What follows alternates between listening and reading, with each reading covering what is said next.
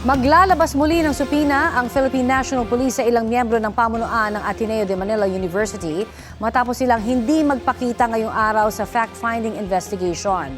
May ulat on the spot si Marisol Abduraman. Marisol?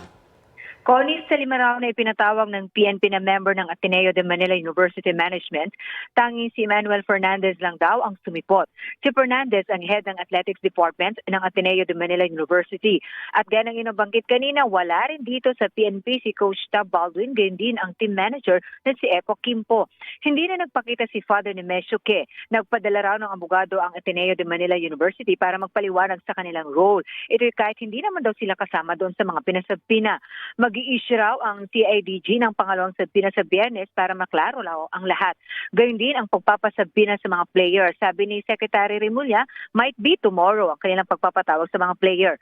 Muli namang iginit ni Department of Interior and Local Government Secretary John V. Remulla na fact-finding lang ito.